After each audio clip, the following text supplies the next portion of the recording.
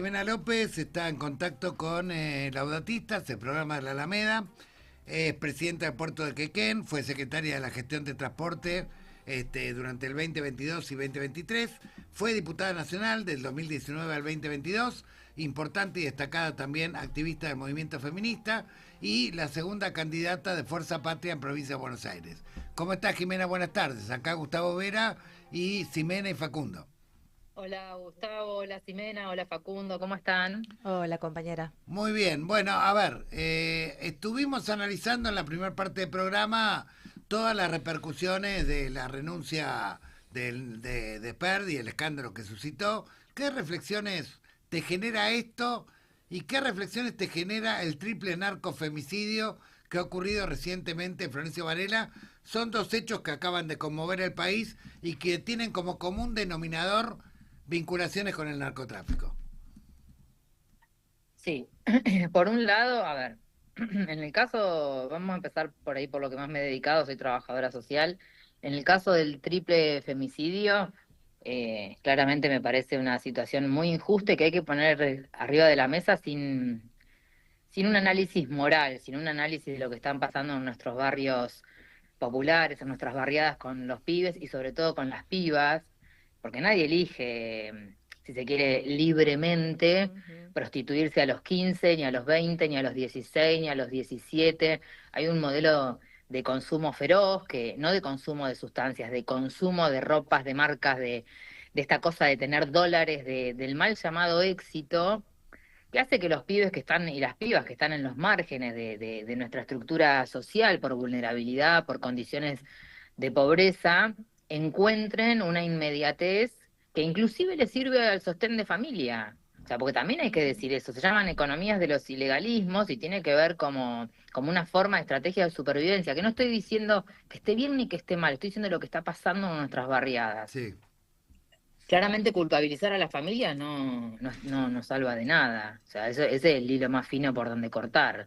Hay todo un circuito, o sea, viste, desde qué pasa con el Estado que no protege, que cuando alguien deja el colegio, en vez de después cuando aparecen, bueno, pero no iba al colegio, decir, bueno, che, pero ¿por qué no la fuimos a Claro, buscar?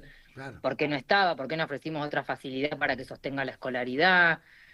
Y obviamente esto que fue como un ajuste de cuentas pone de relevancia que hoy en día el narcotráfico en sí y el narcomenudeo en particular es un actor social muy potente en los barrios vulnerables. Entrena pibes, entrena pibas, eh, utilizan el poder del dinero para hacer subsistencia dentro de los barrios y me parece que hay un modelo que se dio en Rosario hace muchos años que claramente va capilarizando, en este caso para abajo, porque justamente va pasando a la provincia de Buenos Aires, y tenemos que generar políticas no solo de represión en términos de seguridad de mano dura, que a mí me parece que son de muy corto aliento, sino políticas de contención, de acompañamiento. Los barrios más vulnerables necesitan otras cosas. A ver, yo siempre cuento lo mismo, laburé muchos años en algunos lugares. Vos a las 5 de la tarde en un barrio vulnerable, lo que más te encontrás es la policía. Ahora, te cuesta un montón formar un club y sostenerlo porque no tenés recursos. O sea, cuando le pegan a una compañera en un barrio vulnerable, hasta que llega a hacer la denuncia, necesitas toda una red de mujeres porque el móvil no la llega, porque, a ver, pasan un montón de cosas. Sí. ¿Viste? O sea, nadie habla de las dificultades de ser pobre y ser mujer en la provincia de Buenos Aires o en la Argentina en general. Y a mí me dolió mucho porque, qué sé yo, mi hijo tiene 15 años, los mismos 15 que tenía la Ujú. pibita que mataron en otras condiciones, con otro piso de largada, pero mi hijo de 15 años, yo pienso en esa vocecita de los audios cuando la escuchaba, ¿viste? Y Tal a cual. mí me rompió el corazón porque vos la escuchás y es una nena. Y es una nena. O sea, no, es una nena. Entonces, nada, esto de ponerle cara a las víctimas y Sí, exigir justicia como... una nena que como bien decís, no fue cuidada, no fue cuidada por nosotros, por el Estado, concretamente por la escuela, por la comunidad, por las ofertas, si tenía ofertas de trabajo digno o no, Por los eh, clientes, claro, esto de los nada. clientes, ¿viste? Hay nenas Fue de 15 años porque captada alguien las consume. fue captada, digamos, a través de la virtualidad, donde el crimen organizado ingresa como Pancho por su casa, después quedó envuelta en una red de narcocriminalidad con base en el 1114, que hace un montón de décadas que ya está y que nadie la desmantela a pesar de la presencia de las fuerzas federales. Sabemos, digamos, que algunos de los lugartenientes que fueron atrapados, que no son las cabezas, evidentemente hay mucho más, distribuían cocaína de máxima pureza que traían obviamente por la frontera.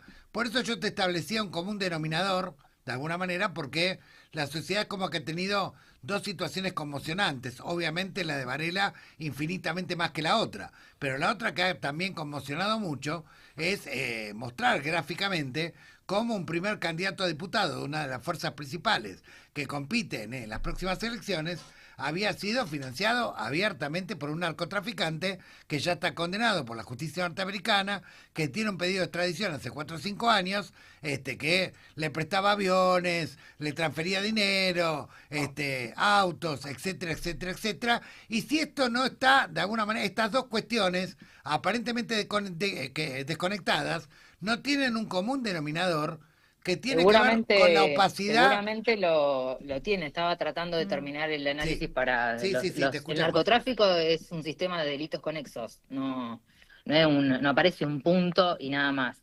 Es la punta del hilo. Lo que habría que ver es si la punta del hilo es experto, si la punta del hilo es el triple femicidio. Seguramente que si se buscan algunas vinculaciones, porque, a ver, cocaína de máxima pureza no circula en cualquier lado, es cocaína claramente traída de afuera.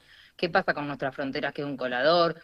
Y a ver, el modelo de la libertad avanza hay que poner en tensión, porque la ministra de Seguridad que tiene que investigar este tipo de delitos es Patricia Bullrich, ¿sí? No son delitos provinciales, son delitos federales. Exactamente. Entonces, hay que ponerle cara con nombre, pero claramente, a ver, si tu primer candidato de lista es un narcocandidato vinculado a Fred Machado, que aparte Fred Machado tiene inclusive explotación ilegales de minas de oro, tiene un montón de negociados bastante turbios, que están pidiendo la extradición desde Estados Unidos, que llega un documento desde Estados Unidos diciendo que el señor Spert recibió $200.000 de campaña, que se reconocen más de 37 viajes en avión, que a su vez el ex apoderado del partido en el que se presentó Spert dijo que lo habían querido hacer falsear $400.000 de aporte, como si fuese una cena.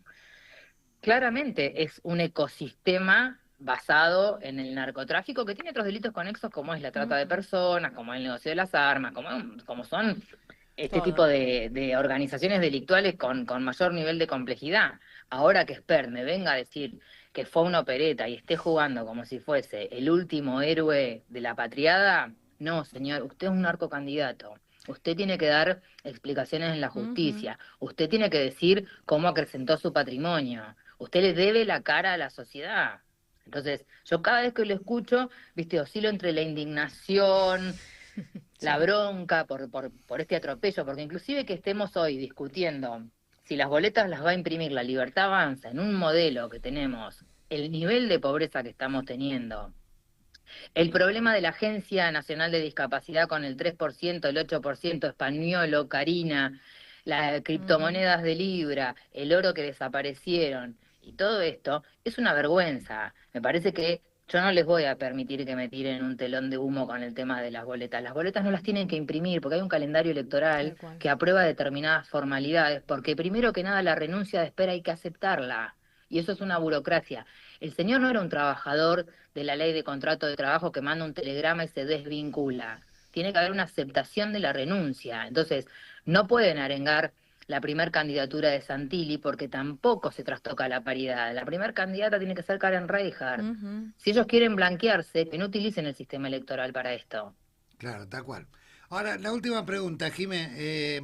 Vos sabés que países hermanos como México, Brasil, Chile, ante escándalos crecientes que fueron teniendo por el vínculo promiscuo que había entre candidatos y empresas que condicionaban, como laboratorios, por ejemplo aquí, o como aseguradoras, o como empresas extractivistas, por ejemplo, y además crimen organizado, tomaron medidas drásticas imitando a otros que ya las tenían.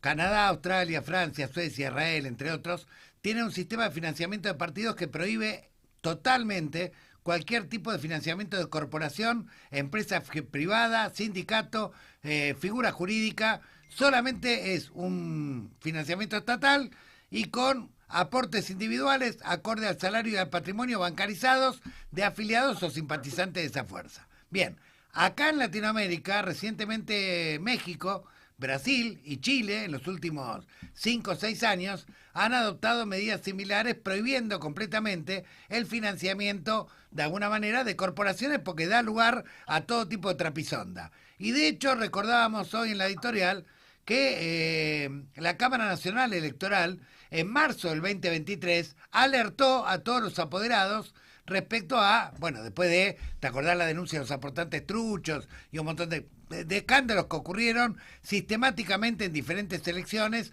no solamente nacionales, sino provinciales?